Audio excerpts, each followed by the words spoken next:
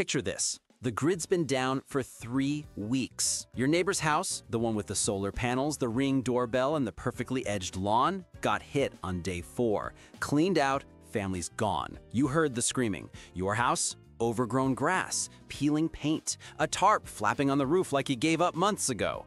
Inside, you're warm, fed, armed, invisible.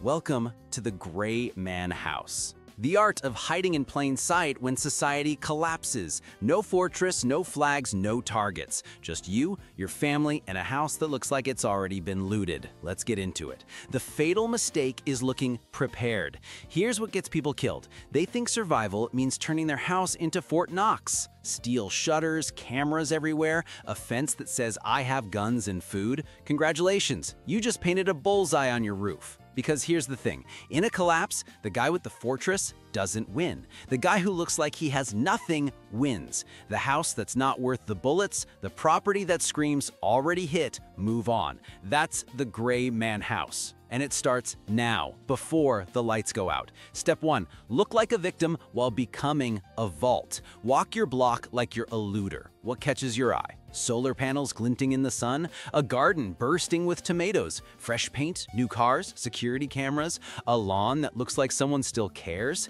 Every single one of those is a neon sign that says, "We're doing fine, come take it." So here's what you do. Let your lawn get shaggy, not apocalypse level, just neglected, like you're struggling, like everyone else. Slap a blue tarp over part of your roof. Doesn't matter if it's covering anything real, it just needs to look like you're barely holding it together. Scatter some cardboard boxes near the garage, maybe an old broken chair, debris, the visual language of this house has been picked clean. Now, while you're doing all that, you're actually making it a vault on the inside. Replace every door hinge screw with 4-inch screws that bite into the studs. Your door frame is now a steel trap. Put security film on your windows. It's invisible from outside, but it turns glass into a spider web that won't shatter. Even if they break it, they're not getting through. Add hardware cloth behind your windows, a metal mesh that stops crowbars, bats, and fists. Hidden, brutal, effective. Reinforce your garage door from the inside and disconnect the automatic opener. Those things can be hacked with a $20 device off Amazon. The rule is simple. All your strength is hidden, all your weakness is fake. Step 2, kill your light, sound, and smell. When the power goes out and the neighborhood goes dark, every flicker of light in your window is a lighthouse for predators. You need blackout. Not curtains, not blinds, blackout. Get reflective insulation, the kind with foil on one side, dull side out. It blocks light and heat signatures. Layer it with thick blankets, old sleeping bags, anything heavy. Tape the edges. Test it at night. Have someone stand outside with binoculars while you light a candle inside. If they see anything, you failed. Because here's the truth. A single candle can be seen from 200 yards away on a dark street. A flashlight? Half a mile. Now let's talk sound. When civilization shuts up, no traffic, no AC units, no lawnmowers, every sound you make echoes like a gunshot. Your kid drops a pot, they hear it 3 houses down. You flush a toilet, it's a dinner bell. Start training your family now. Whisper hours, soft footsteps, no slamming doors. Make it a game for the kids, reward them. Build the habit before you need it, because you can't teach silence during a crisis. Foam pad your doors, lay down rugs, oil every hinge. Your house should sound like a tomb. And then there's smell. You're cooking beans and rice while everyone else is starving. That smell, it travels a quarter mile on a breeze. It's a dinner invitation you didn't send. Solution? Pressure cookers. They seal and steam in odor. If you have to cook open, do it when the wind's strong or when others might be cooking too. Mask your signature in the noise. Or cook at 3 a.m. when no one's awake to smell it. Let's continue with step 3, build a silent alarm system. No power needed. You can't defend what you don't see coming. And when the grid goes down, your fancy Ring doorbell is a paperweight. So you go old school, brutal, clever. Take empty soda cans and balance them on thin sticks along your fence line, under windows, near gates. When someone brushes that fence or tries to climb it, the cans fall. You hear it, or you see it in the morning. Even better, at the flower trap. Sprinkle a thin layer of flour or fine dirt along pathways, under your windows, near the side gates. Check it every single morning. Footprints don't lie. You'll know if someone was snooping, even if they were completely silent. Smooth it out, reset, repeat.